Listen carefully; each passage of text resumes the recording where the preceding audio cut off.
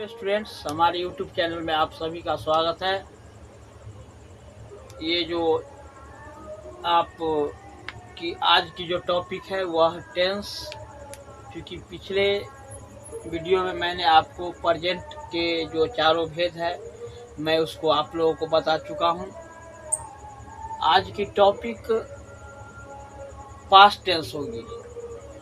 तो past tense में भी आपको पास्ट टेंस के चार भेद की चर्चा करनी है, चार भेद पढ़ना है। मैंने आप लोगों को बता चुका हूँ कि पास्ट टेंस के भी चार भेद। There are 4 kinds of past tense: simple past tense, past continuous tense, past perfect tense और पास्ट परफेक्ट कंटिन्यूअस टेंस। इस प्रकार से चारों भेद को मैं बारी बारी से आप लोगों को बताने का प्रयास करूँगा। आप लोग इस वीडियो को ध्यान से देखेंगे, आप लोग लाइक करेंगे, सब्सक्राइब करेंगे। मैं फर्स्ट जो पास्ट का जो फर्स्ट काइंड्स है, सिंपल पास्ट टेंस। तो सिंपल पास्ट टेंस अर्थात सामान्य भूतकाल। तो इसके नेचर होते हैं, नेचर। सिंपल पास्ट टेंस का नेचर क्या है? नेचर, तो नेचर में आप लोगों को जानना है कि इस टेंस के वाक्य से, कोई भी इस टेंस के वाक्य से यह पता चलता है, बोध होता है कि कोई कार्य बीते हुए समय में या भूतकाल में हो गया। बीते हुए समय में या भूतकाल में हो गया, भूतकाल में हो गया। कोई भी कार्य जो है, कार्य जो भी हो, है ना, वह माने हो गया।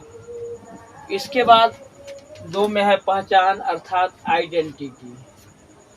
आइडेंटिटी, पहचान।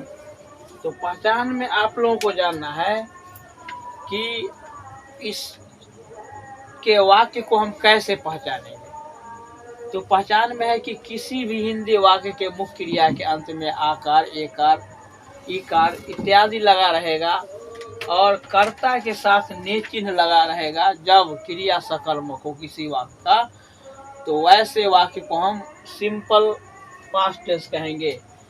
अंत में क्या लगेगा? आकार, एकार, आकार, एकार, इकार, दीर्घ इकार,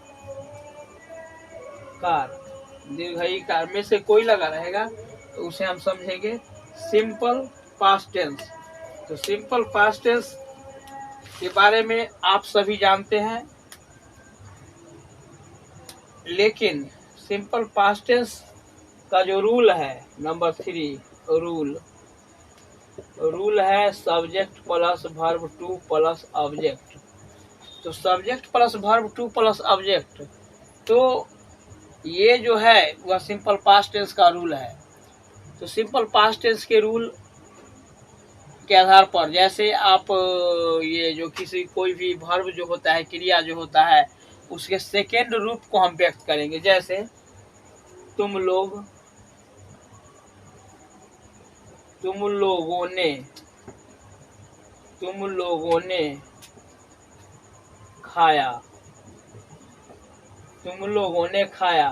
तो इसको हम सॉल्व करेंगे। तुम लोग English you ate, you ate, तुम लोगों ने खाया। तो इस प्रकार से आपने देखा कि सिंपल पास्ट टेंस में क्या होता है कि कोई भी जो सेंटेंस होता है उसको ट्रांसलेट करने में हम वर्ब टू का प्रयोग करते हैं। तुम लोगों ने खाया, वह सोया, वह सोया। तो वह सोया का होगा, है ना, वह के इंग्लिश ही, और सोना का sleep, verb to slept, SLEPT। तो इस प्रकार से आपने देखा कि किसी भी सेंटेंस को सॉल्व हम करेंगे तो उसमें वर्ब टू का हम प्रयोग करेंगे। और भी मैं आप लोगों को एग्जांपल दे रहा हूँ। जैसे राम ने रावण को मारा, राम ने रावण को मारा, रावण को मारा। तो यह होगा राम किल्ड रावण, राम किल्ड रावण। आपने देखा, उसने तुम्हें बुलाया, उसने तुम्हें बुलाया, तो यह होगा he called you, he called you, उसने तुम्हें बुलाया। तो आपने देखा कि माने जो भी एग्जाम्पल होंगे वहाँ वर्ब टू का ही प्रयोग होगा, सब्जेक्ट के बाद वर्ब टू का प्रयोग होगा, उसके बाद ऑब्जेक्ट। जैसे हम लोगों ने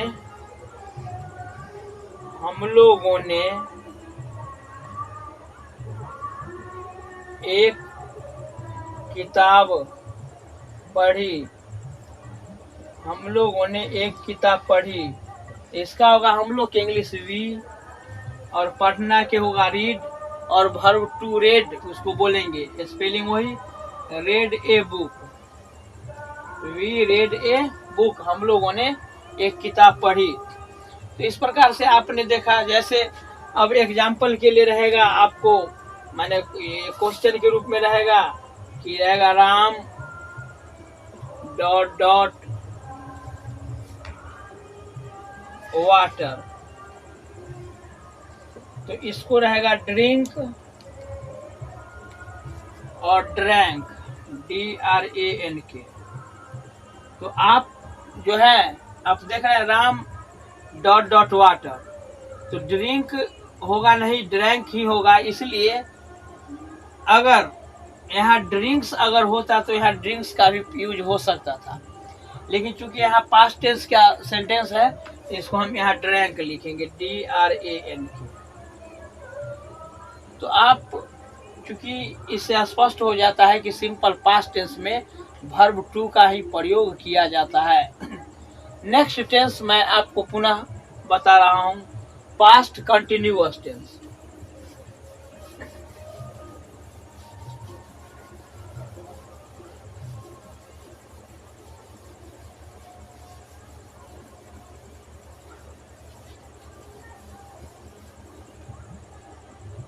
तो में past continuous tense, past continuous tense अर्थात अपूर्ण भूतकाल। तो इसमें आपको जानना है एक में नेचर, नेचर में आप देख रहे हैं कि जो टेंस है वह भूतकाल में ही होगा, बीते हुए समय में ही होगा, लेकिन कोई कार्य जो है वह बीते हुए समय में लगातार नहीं जारी रहेगा, बीते हुए समय में लगातार नहीं जारी रहेगा, जारी रहेगा कोई कार्य। और दो में आइडेंटिटी,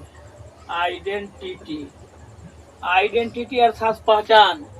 पहचान में क्या है कि किसी भी हिंदी वाक्य के मुख्य क्रिया के अंत में रहा रही रहे, रहा रही रहे एवं था थे थी, था थे थी, था थे थी में से कोई लगा रहेगा, तो वैसे हम वाक्य को क्या समझेंगे, past continuous tense. Continuous tense. Number 3 rule. तो रूल में आपको जानना है subject plus was were plus verb 1 plus ing plus object, ये रूल है। Subject plus was were plus verb 1 plus ing plus object. जैसे एग्जाम्पल के लिए हम लोग कल सो रहे थे,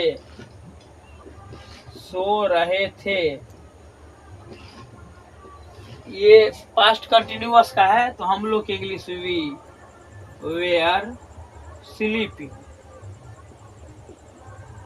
yesterday।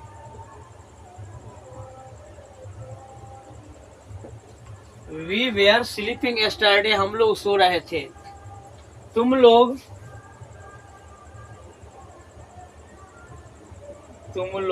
एक कहानी सुन रहे थे।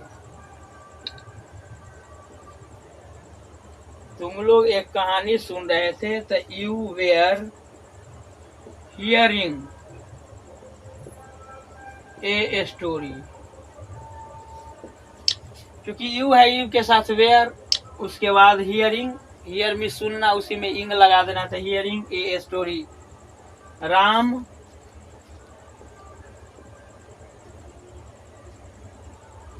सुबह में दौड़ रहा था, सुबह में दौड़ रहा था। क्या होगा? राम के साथ चूंकि सिंगुलर सब्जेक्ट है इसलिए वाज लगेगा, तो राम वाज रनिंग। सुबह में है in the morning, in the morning. तो ऐसे वाक्य रहा, रही, रहे और अंत में था, थे, थी में से कोई लगा रहेगा तो उसे हम क्या समझेंगे? Past continuous tense. तो इस प्रकार के भी वाक्य को हम मैंने सॉल्व करेंगे इस रूल के माध्यम से, इस नियम के माध्यम से। पुनः जो पास्ट कंटिन्यूअस के बाद का जो काइंड्स है वह है पास्ट परफेक्ट टेंस। मैं उसे भी आप लोगों को सॉल्व करके बता देता हूं।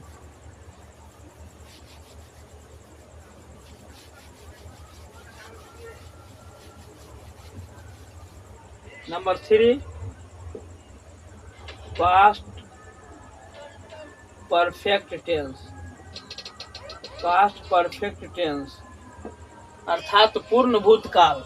नंबर 1 में इसका नेचर, इस टेंस का नेचर क्या है? इस टेंस के वाक्य से यह पता चलता है कि कोई भी कार्य जो है वह बीते हुए समय में या भूतकाल में समाप्त हो चुका था। क्या हो चुका था? समाप्त हो चुका था। नंबर 2, आइडेंटिटी अर्थात पहचान।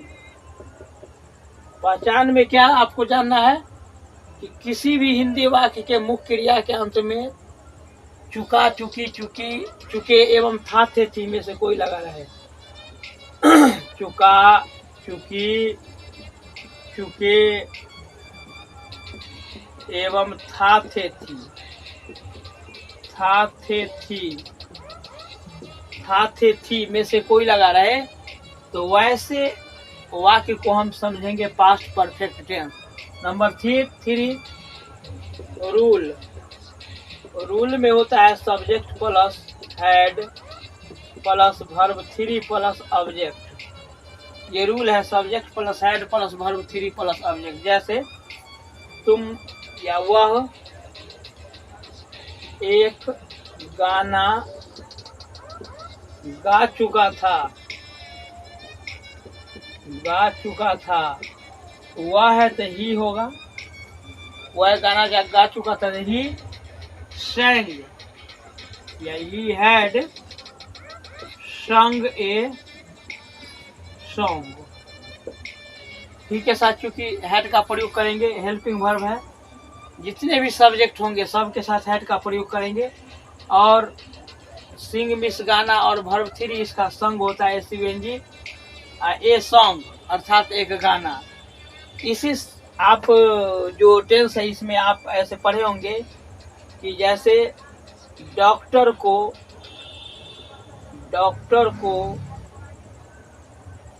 आने से पहले रोगी मर चुका था।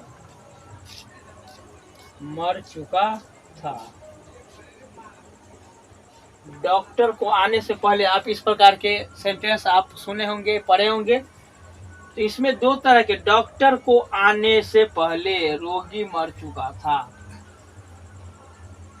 तो पहले बनेगा रोगी मर चुका था। मूल यही है, इस टेंस का मूल यही है। तो रोगी मर चुका था, तो the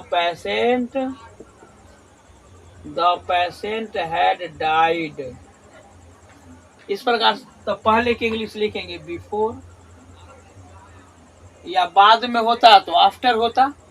the patient had died before the doctor came. Doctor को आने अर्थात डॉक्टर ने आया, उससे पहले मरीज मर चुका था।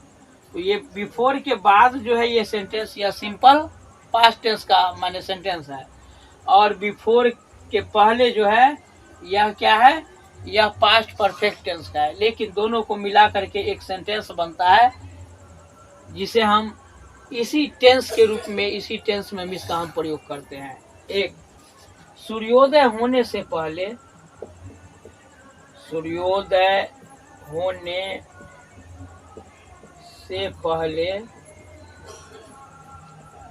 हम लोग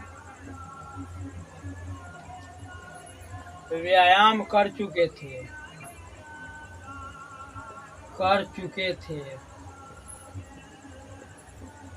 सूर्योदय होने से पहले हम लोग व्यायाम कर चुके थे। पहले होगा हम लोग व्यायाम कर चुके थे, तो यह होगा we had taken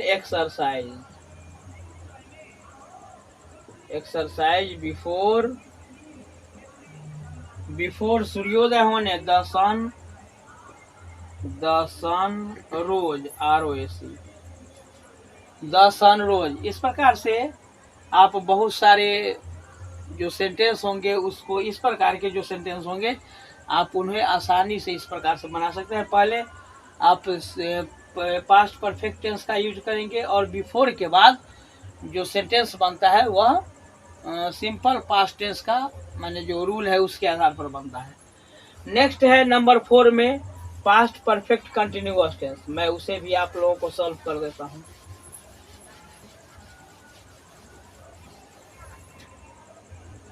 number 4, past perfect continuous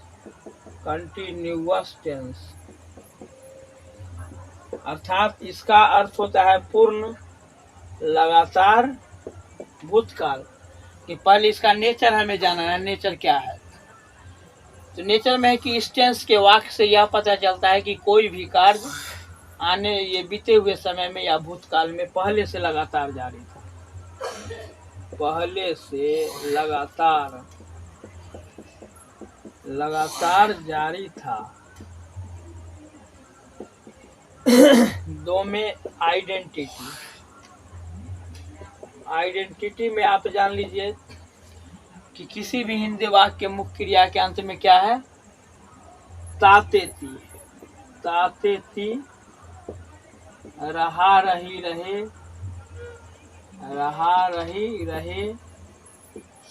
एवं थे थी में से कोई लगा रहेगा। तो ऐसे वाक्य को हम क्या समझेंगे, past perfect continuous tense. Number 3 इसका रूल है subject plus had plus been plus verb 1 plus ing plus object plus for since. जैसे हम लोग 5 दिनों से टहलते आ रहे थे। इसको हम कैसे सॉल्व करेंगे आप देखेंगे। हम लोग के वी के साथ चूंकि हैड बीन, वी के साथ हैड बीन का प्रयोग करेंगे। उसके बाद टहलना के WALKING, वॉकिंग कब से है, 5 दिनों से। तो चूंकि फॉर लगेगा, फॉर 5 डेज, अनसर्टेन टाइम के लिए फॉर 5 डेज है ना। जैसे इसमें और एग्जांपल में कि तुम लोग सुबह से पढ़ते आ रहे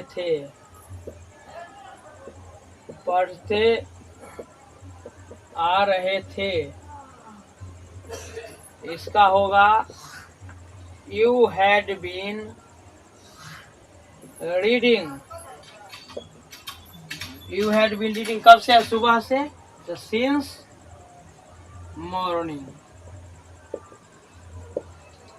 तो इसी प्रकार से हम और भी जो एग्जाम्पल है उसको हम सॉल्व कर सकते हैं।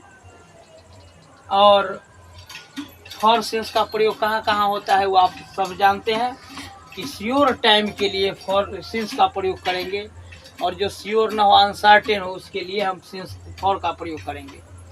तो और भी बहुत सारे एग्जाम्पल हैं जिसको हम इस रूल के आधार पर हम सॉल्व कर सकते हैं।